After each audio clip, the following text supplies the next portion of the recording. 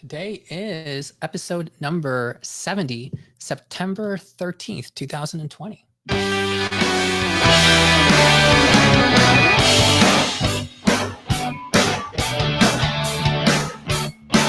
is the 9.6 Facebook Live Finance Show, the show that teaches life finance and yourself how to make your money for your money. We talk about investing, taxes, real estate, syndications, and even the car you drive. Today's episode, Cash Balance Pension, Part 4. Traditional versus a cash balance pension. If you can hear me, please let me know so I'm not wasting an episode. I'm trying to hear myself and I'm not hearing myself properly right now.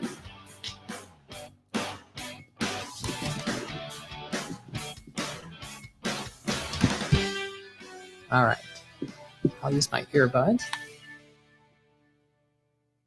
All right, so we've done 3 episodes so far on the cash balance pension.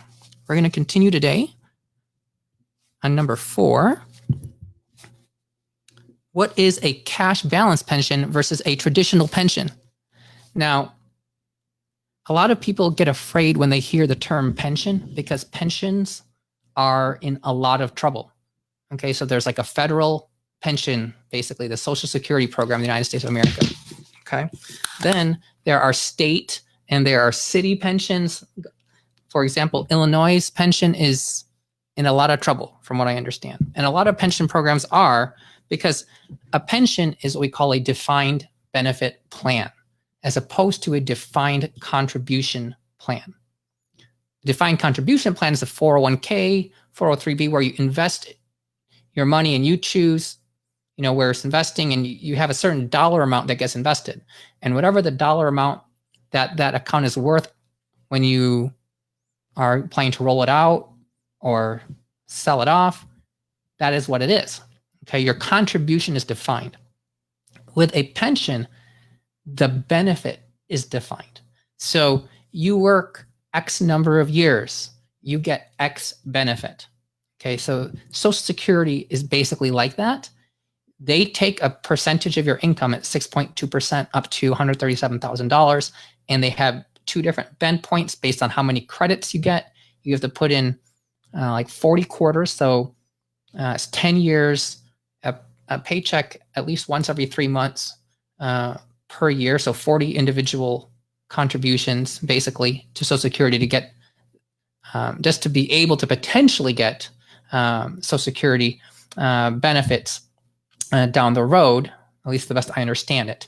But then the amount you put into it per year also gets weighted, and then you have some sort of a benefit when you are starting to pull it out, whether that's at 67, 68, 69, 70, 71, 72, or earlier.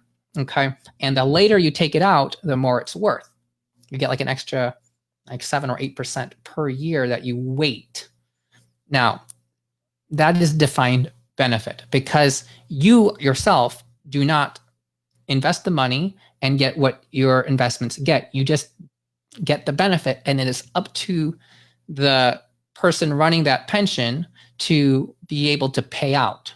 Okay, so Social Security is a pension-like system, but the money going into Social Security and the money coming out are not necessarily balanced, but the United States government can print paper. Now, local governances cannot do that, and that is a big problem. They have often had pensions where they, for example, here in my city, the police force had a pension plan where they guaranteed people not just the benefit in terms of how much they would get paid, but they also got a cost of living adjustment every year that I think was like 5%, some insanely high number that was probably come up with back in the days of super high interest rates, like the early 80s. But that was defined into the plan documents. So they're trying to invest the money in order to keep up this cost of living adjustment that the retirees are getting. So the money going in and the growth of it are not keeping up with expenses. So that was actually on the docket a number of years ago to change the pension plan benefit when I voted a few years ago, so that that could get changed when they basically had to come up with a new policy. So that is a traditional pension. A lot of people who worked for companies in the past got pensions. They'd worked that same company for their whole lives, and when they retired, they would get a pension, which would be some form of guaranteed payout backed by the company, and they would continue having that. Now, my father worked for a city municipality, and so he has a pension from the city, but that was a city that went bankrupt a number of years ago, like 15 years ago or so. So that pension was at risk of being lost because the city didn't have the ability to print paper like the United States does. Then I also grew up in Detroit. So you have all the car makers. And when you buy an American car, a good portion of what you are paying is not actually for that individual car per se, but for the people who are already retired to keep up the benefit package to those retirees. That's why it can be very hard for American car companies to compete on cost compared to, for example, Japanese cars, or at least one of the reasons. Even though, for example, Japanese cars, a lot of them are literally assembled here in the United States and have American employees, but still they don't have a pension benefit that we're paying out to previous people. So traditional pensions are a big problem for companies because they are at risk of not being able to pay out those benefits long term. Even here in Texas, we have what's called the teacher's retirement system. And my wife, who's a faculty member in the UT system, had a choice to use a 403B plan or use the TRS, the teacher's retirement system, TRS. So if she had joined the TRS, she would have been locked into that pension plan, and based on the number of years she works would define how much she would get. They'd count basically the numbers of years you work, and then they'd multiply that by some percentage, like let's say 3% per year. So if you work like 33 years, you'd get your full salary, and they would multiply that percentage. So like, let's say 33 times 3% is 99%, times like the average earnings of your 5 highest years. And whatever that is, you would get paid that for perpetuity until you die. Or you could choose to do like a second to die policy where you would take less payout, but it would survive to your spouse. That's how a lot of pensions are. We chose out of that because there's a different 403B plan with an actually better match called the optional retirement plan. And it would put us in control of that money, and it vests within 1 year, whereas the TRS pension required 5 years to vest. So if you didn't work there for 5 years, you lost all of that employer contribution to that account. So most people choose not to use the pension. Now, those are traditional pensions where they guarantee you some certain amount of money payment going on. And even with those traditional pensions, you often have the option to take a lump sum, and you can roll that lump sum to an IRA, but that lump sum is decided by some formula, not necessarily decided by the returns of your investment. So some people can get way ahead by using a pension if the benefit is better than what you would have gotten on your own, but that's assuming that that company or governance is able to continue paying out that benefit. There's nothing actually guaranteed, because if there's no money, there's no money. Now, a cash balance pension, okay, is different. So there's a lot less risk to the employer. So these were first introduced in the 1990s and were initially taken on by the big companies like IBM, AT&T, big corporations. And they're a lot less risky because they don't have to define a true guaranteed payout afterward. Even though they are still pensions, they're still considered defined benefit plans.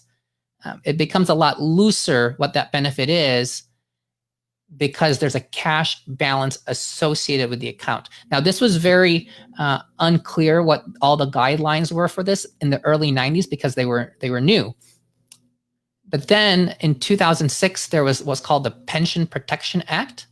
And this clearly defined that cash balance plans were legitimate, and there were more guidelines to make it clear what these accounts, what you had to do to make sure they were in compliance. And that was 2006. So that was 14 years ago.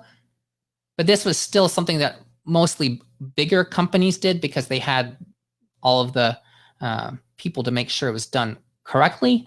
And they also were the ones who often had these big traditional pensions that they were trying to convert to cash balance pensions. Because if they can convert it to a cash balance pension, then the value that the person gets is based on some particular cash balance, and it could go not necessarily, it would be more market driven rather than a guarantee long term.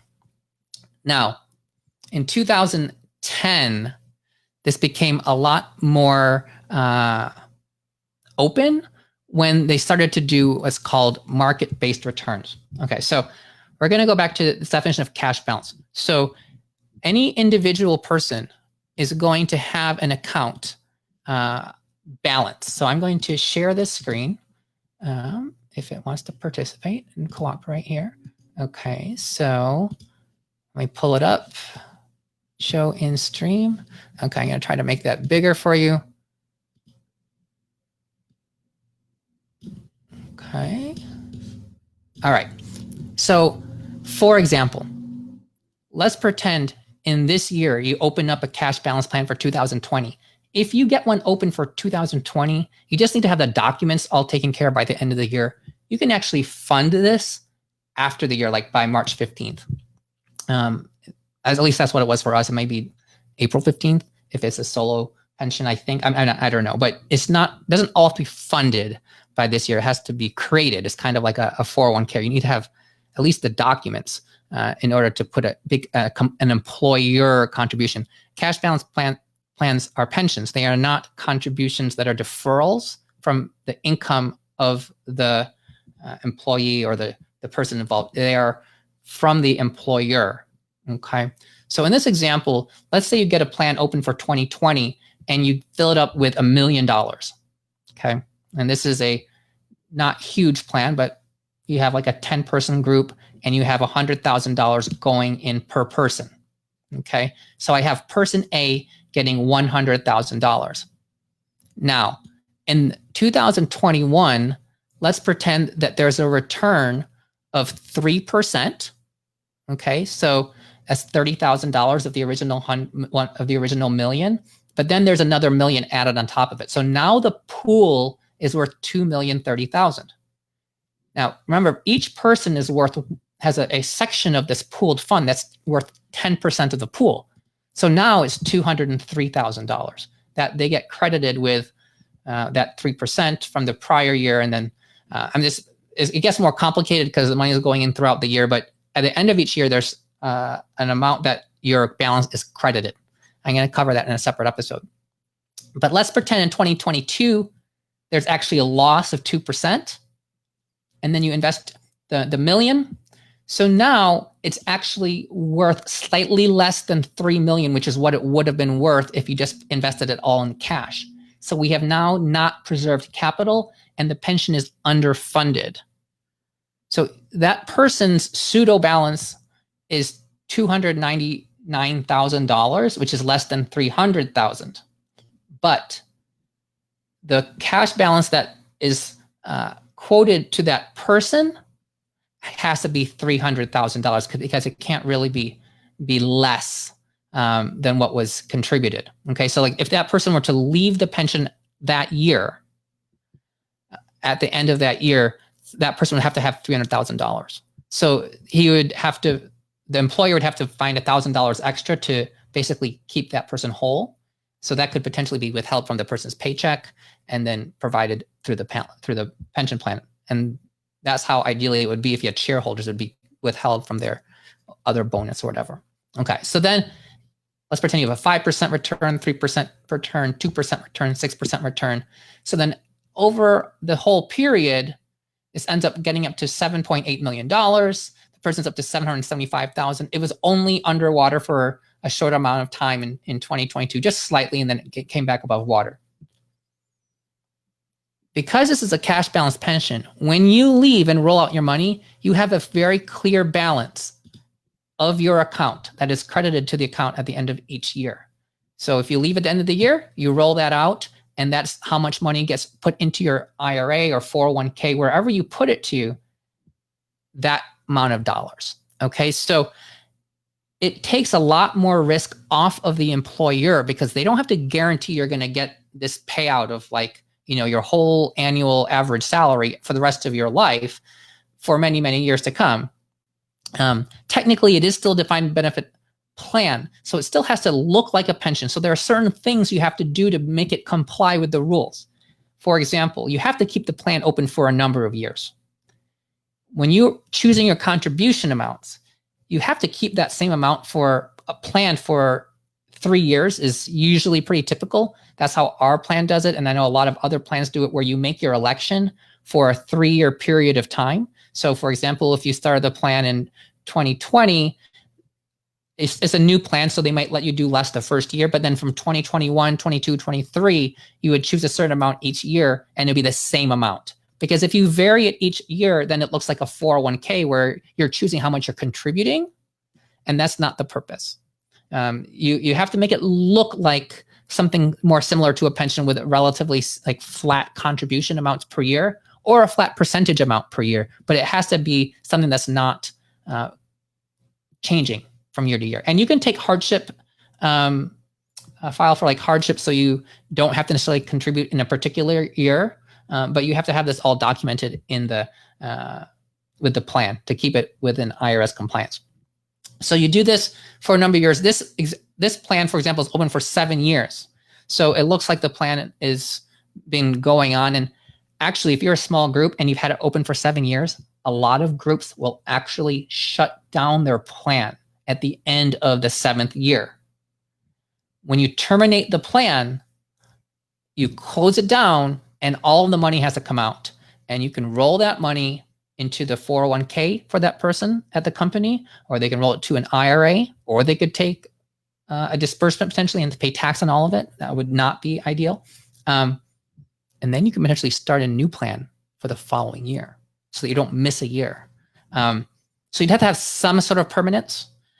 It doesn't have to stay open forever, but a lot of people from whom I've spoken, they say 7 years pretty comfortably can close a plan down. Okay, I've heard of companies do it for 5 years. That can be a little bit more questionable, and the IRS may come out with more guidance in the years to follow as to how long they really need to stay open, or we might hear some more information. But 7 or 10 years, 10 years is very safe. Okay, so you have a cash balance, and that's what makes these so much safer. You're not guaranteeing them a big payout for the rest of their lives. Because it still is technically a defined benefit plan, in the documents, you still have to be able to provide them some sort of a benefit that would be like a pension. So the way this would work in practice, if somebody for some reason did not want to take that cash balance out, which they shouldn't, they should take the cash balance and roll it over. They could choose to take a benefit, and then you'd have to basically take that money and then buy an annuity, and then they would get the annuity. Like the plan would buy an annuity and give that as instead of the cash to the person. So there is still a small amount of risk to the company that they might not be able to buy an annuity, a single premium immediate annuity for that person. But that's a very small risk in comparison to the risk of actually having a regular traditional pension. And there's also an insurance that gets tacked onto a plan, the pension benefit guarantee insurance that you have to pay for if you have a certain number of people. It's not very much money, and it's an additional kind of insurance that's required on these pension plans to make sure the pension is able to pay out. All right, so cash balance pensions are not traditional pensions. They do not put your company nearly to the risk that you have with a traditional pension. There's still a little bit of liability risk because those contributions are for the employer, and the income of the employer can go up and down.